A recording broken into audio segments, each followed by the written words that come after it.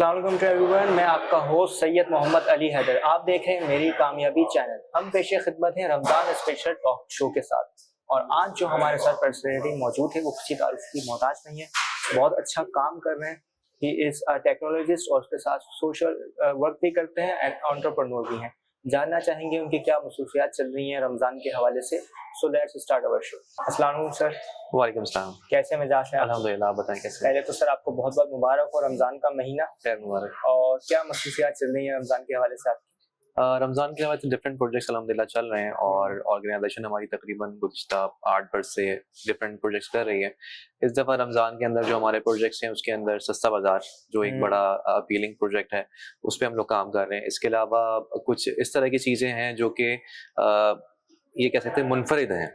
मुनफरिद इस तरीके से कि हम नॉर्मली लोग क्या करते हैं कि जो भी चीज़ें इमाम, मुअज़्ज़िन और ख़ादिमीन को देते हैं वो 27वीं शब को दे रहे होते हैं। आपने देखा होगा जा-बजा महफ़िलें लगी होती हैं कि ख़त्म कुरान है और उसमें वो सूट्स दे रहे होते हैं, सब चीज़ें। अब एक सिंपल सी लॉजिक है कि एक अनस्टिच्ड सूट इमाम, मुअज़्ज़िन या ख़ादिम को आप देंगे 27वीं शब को, तो जो हम पहले रमज़ान से देते तो वो नहीं सिल पाते। तो हमारा ये रुझान है कि हम जो इमाम, मुअज़्ज़िन और ख़ादिम है उनका एक डेटा हम शाबान में कलेक्ट कर लेते हैं और उसके बाद रमज़ान का जो पहला हफ्ता होता है उसके अंदर उन बच्चों को शॉपिंग करवा देता है। इससे फ़ायदा क्या होता है कि वो इमाम, मुअज़्ज़िन, ख़ादिम जिनको हम वैसे ही आम दिनों में इग्नोर कर रहे होते हैं, उनको हम सैलरीज़ जो देते हैं वो आपके सामने है कि क्या होती है। मतलब वो सैलरीज़ भी नहीं होती जो कि नॉर्मली गवर्नमेंट की तरफ से एलोकेटेड है कि भाई एवरेज ये सैलरी होनी चाहिए। तो हम उनको बरियो-ज़िम्मा कर देते हैं उनकी बच्चों की शॉपिंग। लेटर ऑन फिर जब हमारे पास ताक़रातें आ रही होती ही हैं तो उसके अंदर हम उनके लिए जो भी तहाइफ़ और चीज़ों का इंतज़ाम कर सकते हैं वो कर रहे होते हैं। इन पैरेलल हमारे पास डोर टू डोर दस्तरखान कह लें कि हम लगाते हैं। एक तो होता है कि आप रोड साइड कर रहे हैं। अब रोड साइड में क्या है, सिर्फ़ वही बंदा खा सकता है जो कोई बाहर निकल के जा रहा है। हम इफ्तार से आधा घंटा पहले सिलेक्टेड फैमिलीज़ हमारे पास जो लिस्टेड हैं, क्योंकि हम सोशल वर्किंग कर रहे हैं काफ़ी अर्से से, तो हमारे पास पर्टिकुलर डेटा मौजूद है कि किस एरिया में कौन-कौन सी फैमिलीज़ ऐसी जो कि डिज़र्व करती हैं, तो उनको पका हुआ खाना अच्छी क्वांटिटी के अंदर, लेट्स सपोज़ कि एक फैमिली 3 बंदे या 4 बंदे हैं, तो उनको हम 5 से 7 रोटियाँ और तकरीबन 500 ग्राम सालन, वो उनके घर पे डोर स्टेप पे जाके दिया जाता है। कोई तस्वीर, कोई वीडियो नहीं बनाई जाती ताकि उनकी सफ़ेदपोशी भी बरकरार रहे। तो ये अल्हम्दुलिल्लाह हमारा 30 दिन जारी रहता है। इसके अलावा हमारे पास रोज़गार का सिलसिला होता है। हम रमज़ान में पर्टिकुलरली उन फैमिलीज़ को जो कि पार्ट टाइम कोई काम करना चाहते हो, क्योंकि आपको पता है रमज़ान में हर बंदा कमाने की नीयत से आता है, तो उसमें वो सेटअप्स जो कि इन पैरेलल जॉब के साथ हो सकते हैं वो हम करवा के देते हैं ताकि उन रमज़ान में वो फैमिलीज़ अपने लिए कुछ अच्छा अर्न कर सकें और साइड बाय साइड अच्छी इनकम जनरेट कर सकें। उसको आगे कंटिन्यू करना चाहे तो वो अच्छी बात है। इसके अलावा अल्हम्दुलिल्लाह कुछ हमारे पास ऐसे काम हो रहे होते हैं जैसे हेल्थ केयर के हवाले से है और जो हमारी रोज़मर्रा की एक्टिविटीज़ हैं उनको भी हम इनके कंटिन्यू कर रहे होते हैं। अच्छा, मुझे ये बताइएगा, आप टेक्नोलॉजिस्ट हैं, एंटरप्रेन्योर भी हैं, तो इतनी मसरूफियात के बावजूद आपको उम्मीद नोट जो ट्रस्ट ऑर्गेनाइजेशन है उसको कायम करने का ख्याल कैसे आया? असल में देखिए सारा मामला ये होता है कि जज़्बा होना चाहिए ना। ये चीज़ कह लें कि इनहेरिटेंस में मिली। अल्हम्दुलिल्लाह वालिदा ये काम करती थी अपने घर से और उनको देख-देख के ये शौक पैदा हुआ कि अगर वो सपोर्ट कर रही हैं तो उस चीज़ को आगे कंटिन्यू करना चाहें। और यही मेरी अभी भी ख्वाहिश है कि अगर मैं आज ये काम कर रहा हूँ तो मेरे बच्चे इस चीज़ को आगे कंटिन्यू करें। इवन जितने भी टीम मेंबर्स मेरे पास मेरी ऑर्गेनाइजेशन में मौजूद है सारे अनपेड, कोई भी पेड वॉलंटियर नहीं है। हाँ, हमारे सिविल के अंदर हमारा एक वार्ड हमने गवर्नमेंट से अडॉप्ट किया हुआ है, इसके अलावा कुछ और जगहों पे हमारा पेरोल चलता है, वो पेड है। लेकिन इसके अलावा जो हमारे पास वॉलंटियर्स हैं, वो कोई भी पेड नहीं है। तो इसका मतलब ये है कि वो सारे किसी जज्बे के तहत काम कर रहे हैं और सबका यही एक मंशूर है, जो भी हम काम कर रहे हैं वो हमारे बाद भी जारी साही रहे। ऐसी जज्बा होना चाहिए लोगों में, अच्छी नियत का और अच्छे काम करने का। बेशक। अच्छा, आप एक ऑर्गेनाइजेशन चला रहे हैं, एनजीओ, तो डिफरेंट ऑर्गेनाइजेशन के ऊपर तनकीद होती है कि भाई इनको फंडिंग हो रही है और पता नहीं ये कोई दूसरा काम भी कर रहे हैं बैक पे पीछे लेकर, इस वजह से ये काम कर लेते हैं उसको छुपाने के लिए। तो क्या कहना चाहेंगे ऐसे लोगों को? देखिए इसमें बहुत सारे लोग कर रहे होंगे, अच्छे बुरे हर जगह पे लोग मौजूद होते हैं। लेकिन अगर हम अपनी ऑर्गेनाइजेशन की बात करें तो मेरी ऑर्गेनाइजेशन में जितने भी ट्रस्टीज हैं, क्योंकि हम एक ट्रस्ट एक्ट पे हम लोग रजिस्टर्ड हैं, हमारा गवर्नमेंट रजिस्टर्ड ऑर्गेनाइजेशन है, हमारे चैरिटी कमीशन हम पास आउट कर चुके हैं, इसके अलावा ऑडिट हमारे मौजूद हैं। तो ये सब चीजें अगर मौजूद हैं तो इसका मतलब हम अपने जितने भी लीगल मैटर्स है उसमें हम क्वालिफाई करते हुए आ रहे हैं, ठीक है।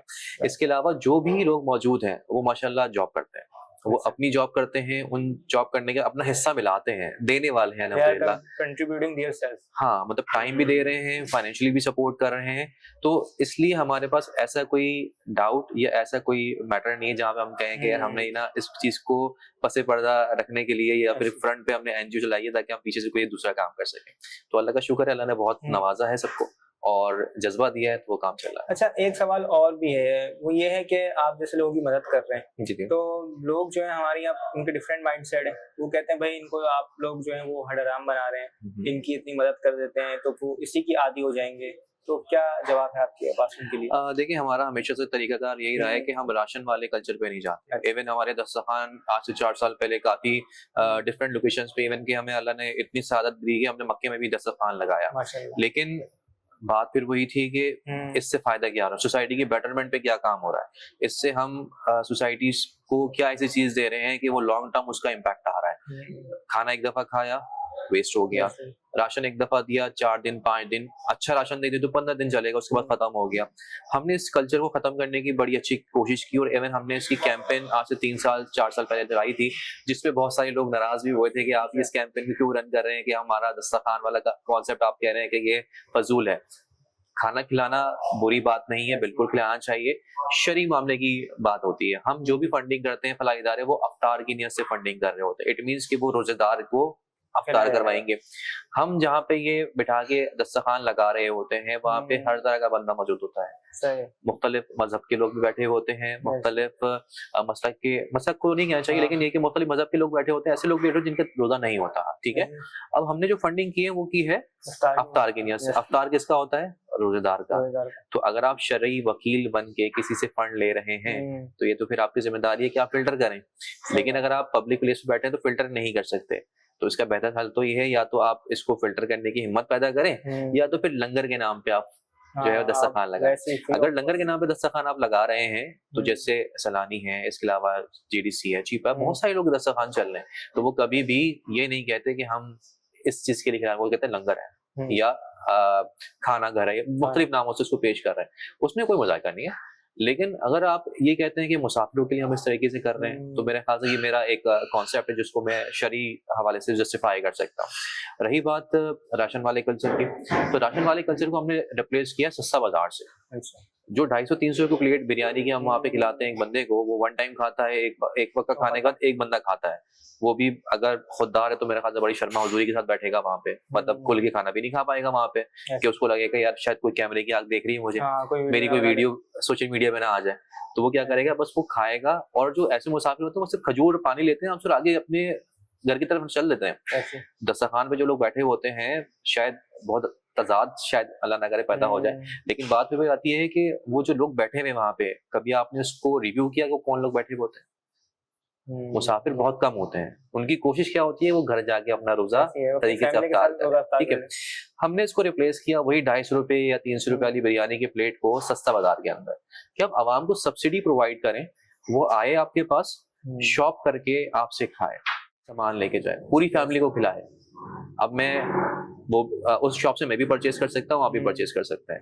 हम सिर्फ क्या दे रहे हैं कि हम सब्सिडी दे रहे हैं। हम होलसेल पे सामान उठाते हैं, होलसेल पे सामान उठाने के बाद हम उस पे अपना डोनेशन अमाउंट ऐड करते हैं, और उस डोनेशन अमाउंट के ऐड करने के बाद सब्सिडी प्रोवाइड करें। अप टू 40% की सब्सिडी है, जो कि रोजाना की कमाने खाने वालों के लिए ना बड़ी एक नेमत है। ये बड़ी अच्छी बात है कि आप बिल्कुल चेक एंड बैलेंस रख रहे हैं इन चीजों। लाजमी देखिए, असल यहाँ पे बात ये आ जाती है कि डोनेशन जो भी दे रहा है वो आपको अमानत दे रहा है, जो बंदा मुस्तैक उस तक पहुंच जाए। हाँ, अमानत भी है ना। अब अगर अमानत में खयानत इस तरह से हो रही है कि आप उसको सही जगह पे नहीं पहुंचा रहे, जो जिसने अगर ज़कात दी है वो भी जाया हो रही है, क्योंकि जो मसारिफ ज़कात अगर आपको नहीं पता, आपको ये नहीं पता कि सदका वाजिबा क्या है, सदका नाफिला क्या है। बहुत सारी ऑर्गेनाइजेशन है वो शरिया, उनका एडवाइजरी बोर्ड नहीं होता। अल्हम्दुलिल्लाह हम शरिया कंप्लाइंट है। अच्छा। हमारे पास मुफ्ती हैं जिनसे बाकायदा हमें सनद मौसूल हुई हुई है कि आपके जितने भी काम करने के तरीके हैं, जिन कैटेगरीज पे आप काम कर रहे हैं, वो शरई उसूलों के मुताबिक है। क्या है? बिल्कुल।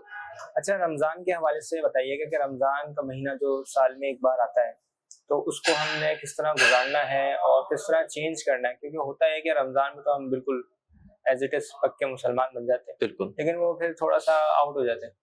इस हवाले से? देखिए, बात तो सही है कि रमज़ान में तो आपको एक मौका मिलता है कि अपने आप को पॉलिश कर लें, क्योंकि हर जगह पे एहतमाम हो रहा है, नमाज़ का एहतमाम हो रहा है, ऐसे ही। कुरान पढ़ने का एहतमाम क्या हो रहा बात। होता है, तहज्जुद का अच्छा मौका मिलता है आपको। आप सहरी के लिए उठ रहे हैं, सबसे पहले आप तहज्जुद पढ़ लें। ताजुब पढ़ते हैं। तो जो तहज्जुद गुज़ार होता है, उसके पास तो हाँ, अच्छी से अच्छी अपॉर्च्युनिटीज़, और फिर ये कहा जाता है कि जो तहज्जुद पढ़ लेता है, उसके लिए पूरा दिन कितना अच्छा गुज़रता है। तो ये तो डेफ़िनेटली। अच्छी अपॉर्च्युनिटी है।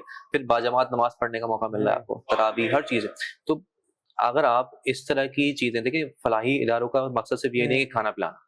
यहाँ पे आप काउंसलिंग सेशंस, इसके अलावा ऐसे सेशंस ऑर्गेनाइज़ कर सकते हैं, जो कि अल्हम्दुलिल्लाह हमारा एक प्रोजेक्ट है कार खैर के नाम से, अच्छा, जिसमें हम दीन और दुनिया को लेके चल रहे हैं। उसमें माशाअल्लाह। बाकायदा हमारा एक कोर्स बना, जिसके अंदर हम कॉलेजेस के स्टूडेंट्स, यूनिवर्सिटी के स्टूडेंट्स और स्कूलों के स्टूडेंट्स को हम बताते हैं कि अगर आप ज़िंदगी में मौजूद हैं, तो हुँ, आपका मकसद क्या होना चाहिए? आप किस चीज़ को टारगेट करके चलें? ये हम सिर्फ़ रमज़ान में नहीं कर रहे हैं, रमज़ान के बगैर भी कर रहे हैं। अच्छा, लेकिन रमज़ान में इनकी जो फ्रीक्वेंसी है, वो बहुत ज़्यादा। बढ़ जाती है।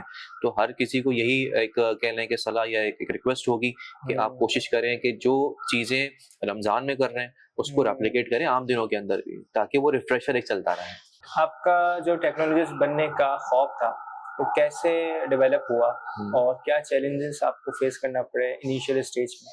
असल में मैंने की है सरसद यूनिवर्सिटी से इंजीनियरिंग, हुँ, और वही जो एक इन्फ्लेशन कह लें या इसके अलावा जो जॉब की सैचुरेशन है, वो यही है कि जब अब मैंने इंजीनियरिंग करी तो मैंने इलेक्ट्रॉनिक इंजीनियरिंग करी। अब जिस तक हम एडमिशन लिया हमने, तो हमें था कि इलेक्ट्रॉनिक मार्केट बहुत अच्छी है कराची के हुँ, अंदर या इसके अलावा पाकिस्तान के अंदर, तो इंशाल्लाह जॉब मिल जाएगी। 2 साल हुए तो पता लगा टेलीकॉम इंडस्ट्री में एक अच्छा बूस्ट आ गया। उस वक़्त यूफ़ोन और डिफरेंट कंपनीज़ ने बड़ा अच्छा 3G और 3G को इंट्रोड्यूस करवाया था उस वक़्त। फिर हमने कहा कि यार अब शायद जो है ना टेक्नोलॉजी को थोड़ा-सा डाइवर्ट करना चाहिए, अब हुँ, टेलीकॉम साइड पे आ जाते हैं। हमने वो कोर्सेज़ कर लिए। जब पास आउट होके आए तो पता लगा कि मार्केट तो बिल्कुल डेड हो चुकी है। हुँ, सिर्फ़ मिडल ईस्ट के अंदर आपके पास चार्म मौजूद है कि अगर आप जा सकते हैं तो वहाँ पे जाएँ। हुँ, लेकिन वो अगर अपॉर्च्युनिटी नहीं मिलती, आप ये देखें कि on an average her university 500-600 engineers निकाल रही है हर साल के अंदर। तो आप उसको मार्केट में कहाँ अकोमोडेट करेंगे? जहाँ पे ऑटोमेशन, एआई का ज़माना आ जाएगा, तो वहाँ पे कैसे चलाएँगे? तो फिर ये हुआ कि मुख्तलिफ कोर्सेज़ करें, मुख्तलिफ कोर्सेज़ के साथ मुख्तलिफ कह लें कि फ्रीलांसिंग अपॉर्च्युनिटी की तरफ जाने की कोशिश करी। अल्हम्दुलिल्लाह एक अरसे तक मैंने फ्रीलांसिंग अपनी एक फ़र्म चलाई, और आरजे मॉल के अंदर एक अपना इदारा मौजूद था, जो कि एक फायर इंसिडेंट के अंदर उसमें काफ़ी लॉस हुआ, तो फिर मैं वहाँ से मुझे वो बंद करना पड़ा। लेकिन ये है कि अल्हम्दुलिल्लाह एक अच्छा एक्सपोज़र मिला, और इस फलाही काम में शायद बरकतें भी हैं कि जॉब अच्छी हुँ। रही और सब चीज़ें चल रही सब हैं। चीज़ें अच्छी हैं डेफ़िनेटली। सर आपका बहुत-बहुत शुक्रिया कि आपने अपना कीमती वक़्त हमारे शो के लिए निकाला। It's highly honour for me and for my entire team. बहुत शुक्रिया। इन द एंड आप रमज़ान का जो मैसेज है वो क्या देना चाहेंगे ऑडियंस को कि रमज़ान हमें किस तरह गुज़ारना है और उसकी जो बरकतें, नेमतें हैं उसको किस तरह मतलब टेक ऑफ करना है?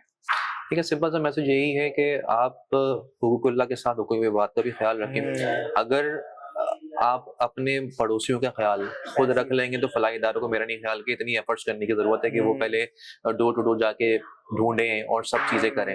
अगर ऐसे ही। मुझे पता होगा कि मेरे पड़ोस में जो बंदा है उसने खाना खाया नहीं नहीं खाया, खाया। और वो कुछ तक पॉसिबल है जब आप उसकी खबरगिरी कर रहे होंगे। हुँ, हमारे बुजुर्ग कहते हैं कि जो प्याला कल्चर था एक, वो अब खत्म हो हुँ, चुका है। पहले हम अगर किसी के घर पे प्याले में कुछ सालन भेजते थे ना, तो वो हमेशा भर के आता था। और दूसरा पहला अब वो हाँ। कॉन्सेप्ट ही खत्म हो चुका है। ये हुँ, मोहब्बतें बढ़ाने का ज़रिया था। तो अगर इस ऐसे ही। चीज़ को हम दोबारा से एक्टिव करते हुँ, हैं और अपने लोगों की खबरगिरी रखेंगे, तो अल्लाह ने चाहा तो ये सब चीज़ें ऐसी स्मूथ हो जाएँगी कि जो इस्लामी नज़रिया है ना हमारा फलाही हुँ, कामों का, वो बिल्कुल इंशाल्लाह इम्प्लीमेंट हो जाएगा। तो ऐसे ही है। और सब तक चीज़ें पहुँचेंगी, वरना ज़ाहिर-सी बात है, मैं एक इदारा चला रहा हूँ, मैं एक हुँ, लिमिटेड स्केल तक चीज़ें चला सकता हूँ। हुँ, बहुत सारे इदारे हैं, वो हर बंदा एक अपनी कैपेसिटी में एक काम तक कर उनकी सकता है। एक्सेस है। तो सबके लिए अगर हमें काम हुँ, करना है, तो ये सिर्फ़ काउंसलिंग या इसके अलावा ये अगर तालीम हम करेंगे, तो इंशाल्लाह बेहतरी हो जाएगी। ऐसी ऐसी अच्छा रमज़ान में एक तो अदम बर्दाश्त हमारे में कायम होती है, लेकिन मैं देखता हूँ बहुत से हम लोग रोज़े के अंदर भी थोड़ा डिस्ट्रैक्ट हो जाते हैं या अदम बर्दाश्त नहीं हो पाती। तो उस पे हम कैसे कंट्रोल करें अपने नफ्स को? देखिए, सारा मामला तो यही है ना कि आप नफ्स को कितना अपने हुँ, ऊपर नफ्स को कितना काबू कर सकते हैं, और ये उसी वक़्त पॉसिबल है जब आपकी सोबतें अच्छी होंगी। जब हुँ, आपकी सोबतें अच्छी होंगी, आप ऐसे लोगों में बैठेंगे जो कि आपको इसको कंट्रोल करने का तरीका बताएँगे। अगर हम ये चाहें कि बस हम सब पे हावी हो जाएँ, हम हुँ, पैसे के नशे में, ताकत के नशे में अपने हुँ, आप को समझें कि हम बढ़तर हैं, तो कोई भी इंसान किसी पे बढ़तर तो नहीं है ना, सब बराबर हैं। ऐसे लेकिन ये सब चीज़ें उसी वक़्त पॉसिबल हैं जब हम कुरान और सुन्नत को लेके चलें। हमारे जो बड़े हमारे उलमा कराम हैं, हमारे वो लोग जिनको हम समझते हैं कि इनकी तालीमात पे हमें अमल करना चाहिए, और कुरान में हर चीज़ मौजूद है, हदीसों के अंदर सब चीज़ मौजूद है। तो अगर हम उसी को ही समझ के कर लेते हैं अमल, तो मेरा नहीं ख्याल कि आपको कभी इस तरह का हाइपरटेंशन और इस तरह की चीज़ें या फिर आप किसी पे गुस्सा करते हुए देखेंगे। एंजाइटी वगैरह पैदा हो, अगर हम बिल्कुल, कुरान और सुन्नत को फॉलो करें और एग्ज़ैक्टली यस, उसको अपनी लाइफ में इम्प्लीमेंट करें, बेशक। बहुत अच्छा होगा। बहुत शुक्रिया सर आपका एक बार फिर से, थैंक यू वेरी मच। तो नाज़रीन, मिलते हैं फिर अपनी किसी नई एपिसोड के साथ, नए रमज़ान टॉक शो के साथ। तब तक के लिए रखिएगा अपना ख्याल। अल्लाह निगहबान।